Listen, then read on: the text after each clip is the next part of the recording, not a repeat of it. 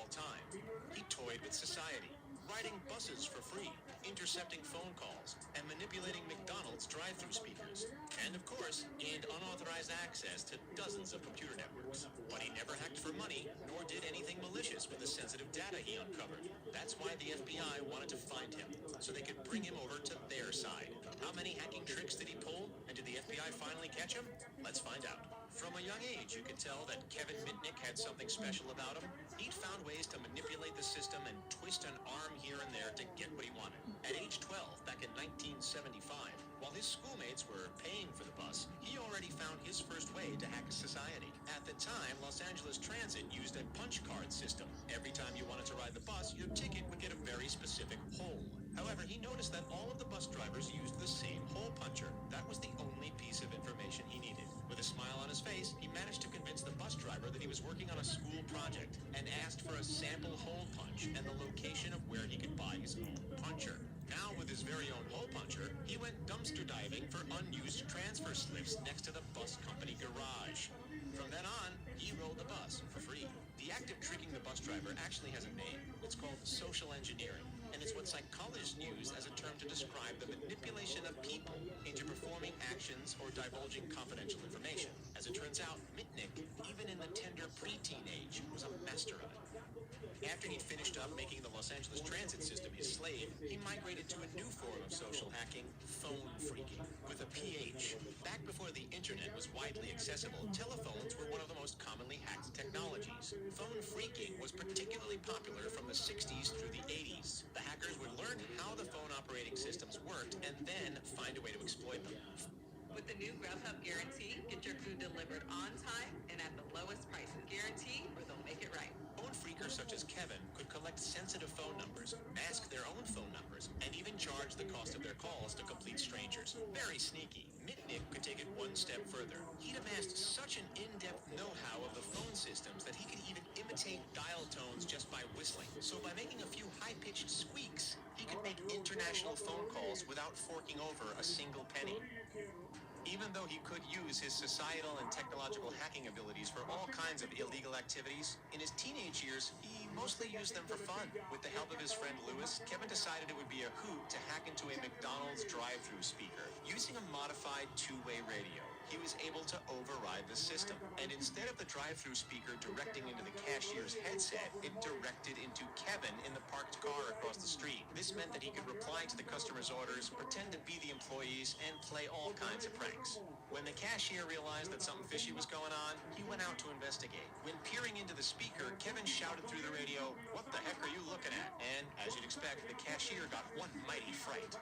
So, as you've surely learned by now, Kevin Mitnick was one talented youngster who had no problem taking plenty of pleasures by manipulating systems. But let's rewind for a second. Who is this guy? Where'd he come from? And how'd he learn about all these nifty hacks in the first place? Well, we'll tell you. He was born in Van Nuys, which isn't too far from Hollywood.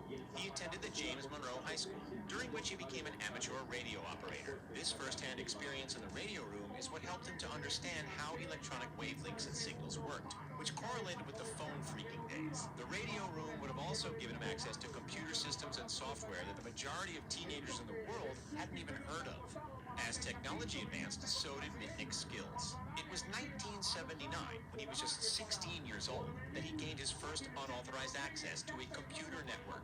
That network belonged to a company called Digital Equipment Corporation, or DEC, and he broke into their system and copied the company's software. Although this would come back to haunt him some 9 years later when, spoiler alert, he was charged and convicted for it. Then in 1981, the 17-year-old Kevin and a friend named Louis DePayne hacked the mainframe Cosmos computer system for Pacific Bell, a phone company now owned by AT&T. Once Kevin had maneuvered into the mainframe, he could divert the phone lines and intercept any of the calls going through the exchange. Regular folk who used Pacific Bell service quickly started to complain about what they thought were errors and pranks. Fair enough, too, because Kevin would answer these calls himself, and he wasn't afraid to throw a few tasteless jokes around. With an obvious interest in Pacific Bell, one night, Kevin snuck into the building where Cosmos was housed. He took manuals and documents containing a stack of passwords. The plan was simple. Take the documents, photocopy them overnight, return everything exactly where he found them before morning. What Kevin didn't count on, however, was that Lewis was telling another friend, and that friend ratted him out to the police. This put Kevin on the watch list. Cops pulled him over the next day, and he was sentenced to 3 months behind bars with a year's probation. Ouch. You'd think that after winding up in prison that Kevin would have learned his lesson, but nope, entirely the opposite. Once he was released on probation, full of crazy ideas in his head, he dove straight back into the hacking pool. His next project? Hacking the NSA and listening into conversations of the world's biggest wiretappers. But it was 1983 that was perhaps his greatest hacking achievement. At the time, he was studying at the University of South California. Using one of the machines at the university, likely a TRS-80 computer system, Mitnick gained access to something called ARPANET. Think of this as one of those ancestors of the internet, except this was reserved for the army, large corporations, and universities. In other words, it was really important. Fast forward to 1987, where Kevin, along with his pal Lenny DiCiccio, gained access to the internal network of the research laboratory at DEC. This wasn't an overly complicated hack because Lenny DiCiccio actually worked there and could point Kevin in the right direction. Of course, access into the system was quickly gained. For Kevin, this time was different from the previous hacks. He wasn't infiltrating the network for fun, curiosity, or for a challenge. He had a goal: to seize the source code of a particular operating system called VMS. Mission accomplished, but again Kevin ended up being caught. Although it wasn't because of his own oversight, it's because somebody else turned him in. It was Lenny DiCiccio that betrayed him. He informed DEC about Kevin's hack into the company network, and then agreed to be an FBI informant, wearing a wire when he invited Kevin over to his house to discuss the next stage of their plan. For this crime, Kevin was sentenced to a year in prison and had to take a 6-month program to treat his computer dependency. Did the program work? Not a chance in hell.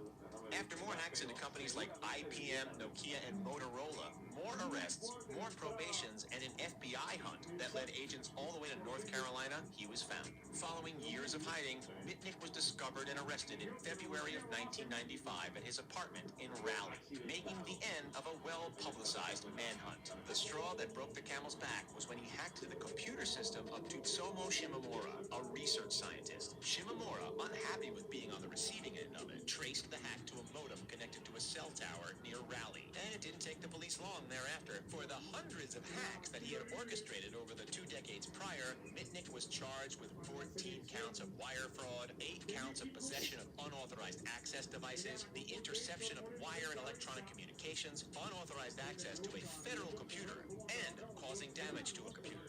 That's a pretty hefty rap sheet. Following his release on January 21st, 2000, Kevin met a fork in the road. He could either continue down the route he was going, hacking into companies, stealing information, and making a mockery of governments, or he could put his talents to good use. So he went full 180. Instead of working against the companies, a hobby that made him one of America's most wanted, he decided to work for them. The FBI was aware that despite Mitnick's easy access to credit cards, social security numbers, and proprietary software, he never spent a dime of other people's money. Credibility was key for his shift from the dark side to the light side. These days, Mitnick is no longer the hacker feared by governments, telephone companies, and the American public.